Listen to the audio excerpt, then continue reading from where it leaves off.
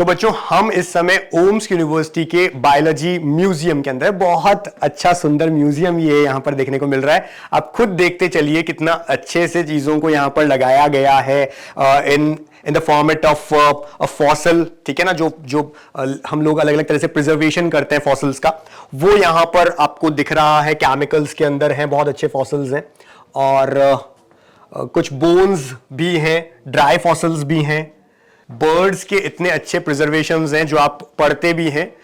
Stuffed format में birds को preserve किया जाता है। ये स्टफ्ड फॉर्मेट के अंदर बहुत सारी बर्ड्स को प्रिजर्व किया हुआ है, बहुत सारी बर्ड्स को।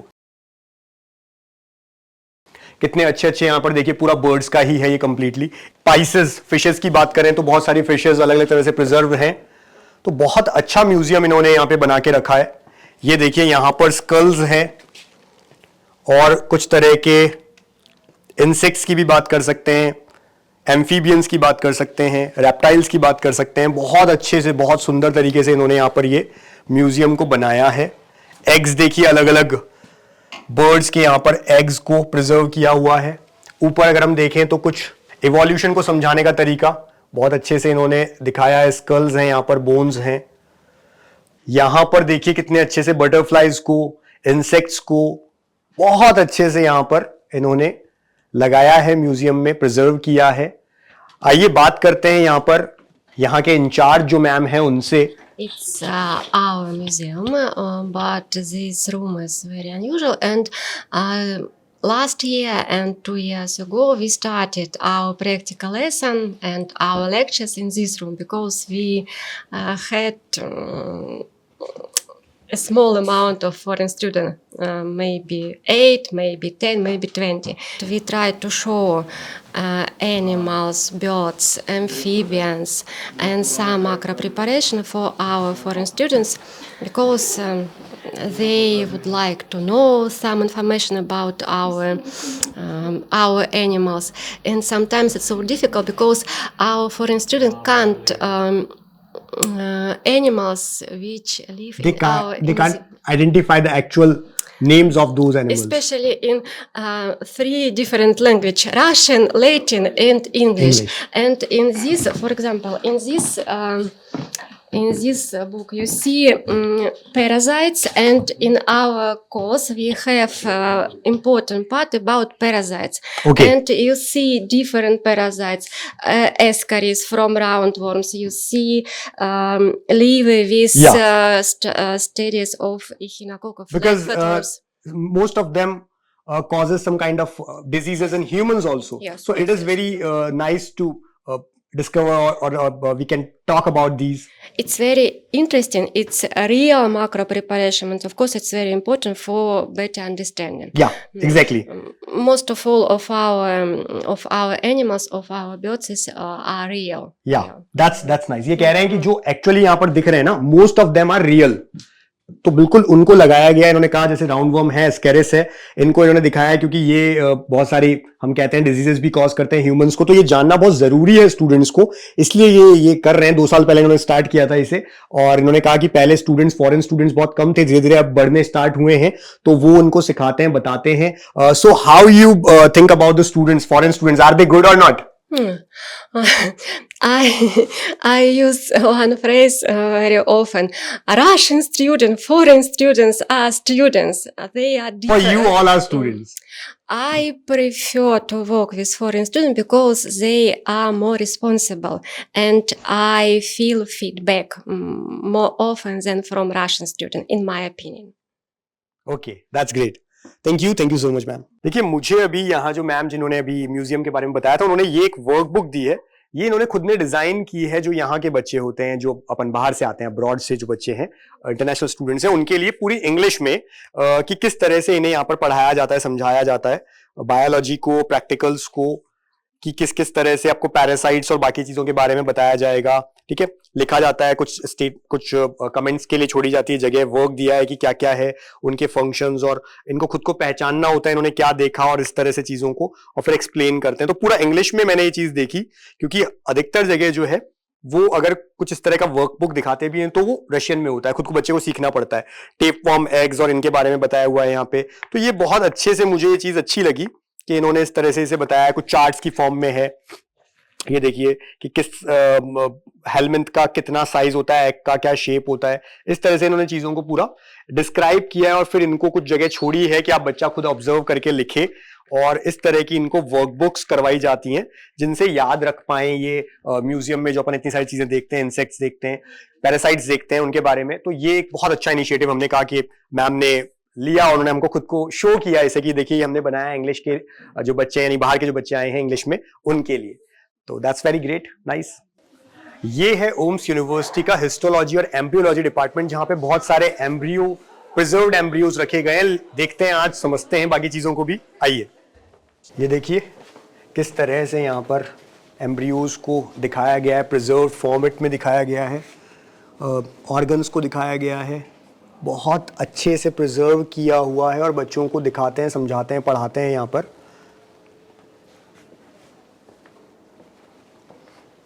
ये हिस्टोलॉजी के लिए यहाँ पर रखी गई हैं।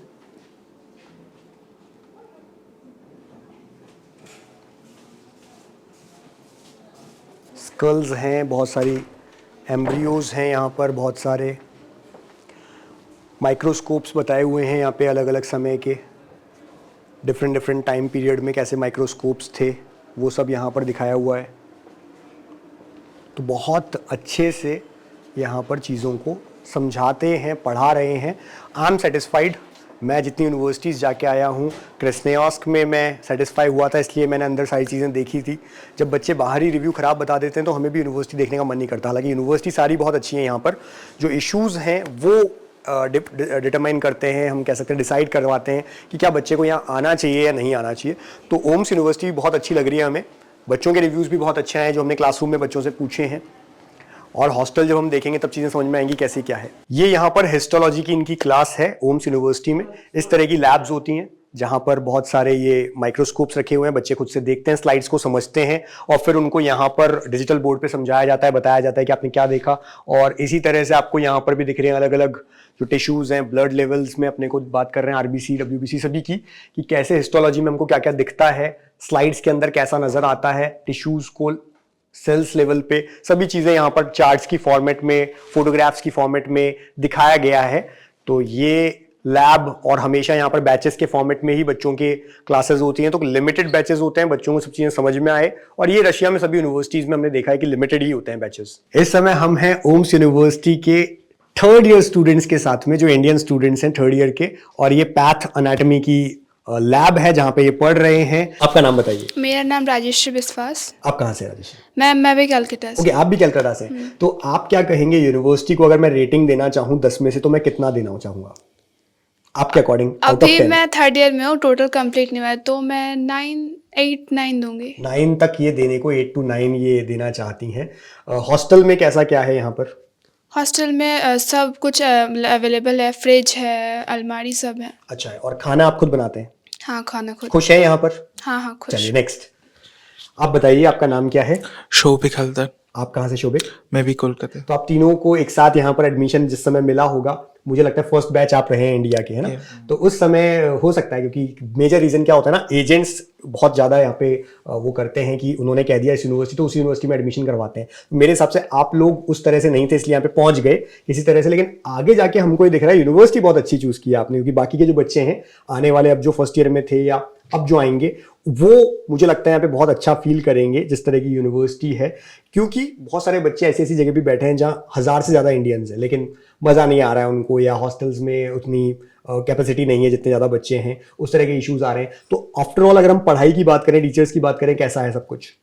हाँ, टीचर बहुत हेल्पफुल है, और एक दो दिक्कत होता है एक दो सब्जेक्ट में, लेकिन टीचर बहुत हेल्पफुल है। टीचर्स हेल्प करते हैं proper.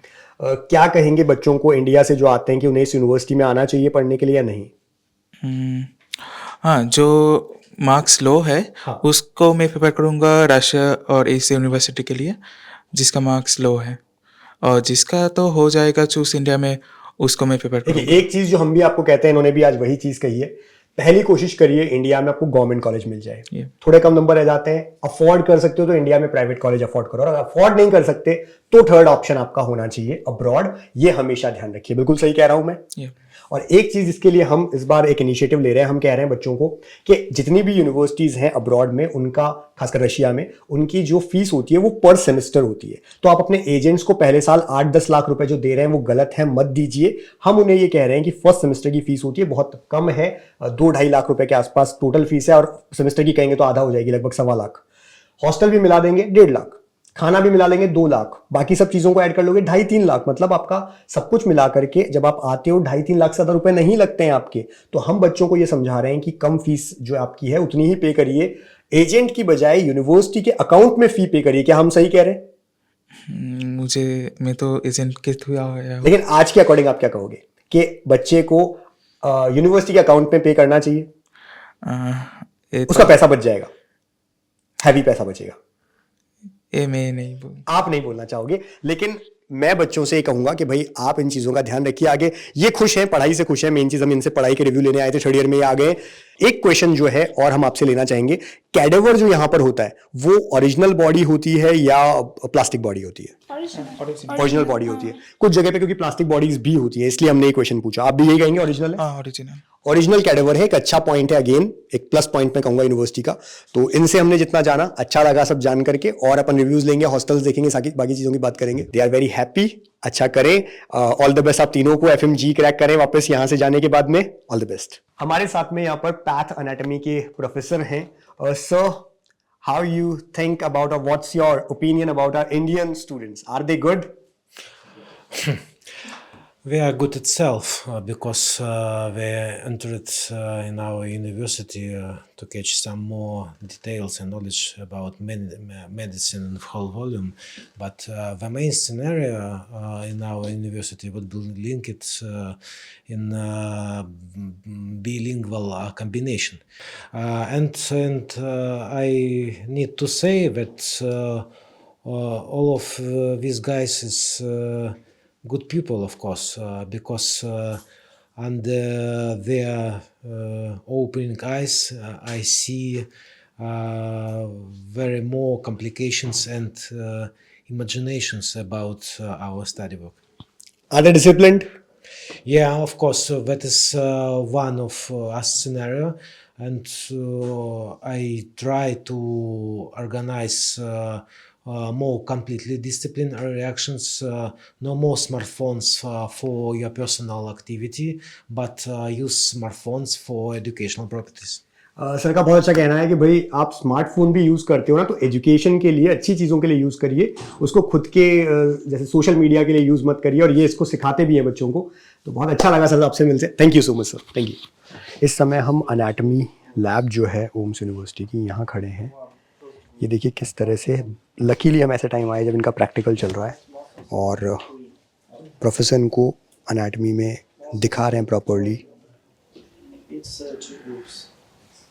Anterior group consists of 3 muscles.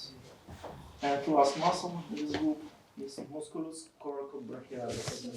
Sir four arms की मसल्स को यहाँ बच्चों को समझा रहे हैं। Musculus triceps, caput laterale, caput longo, caput mediale, and musculus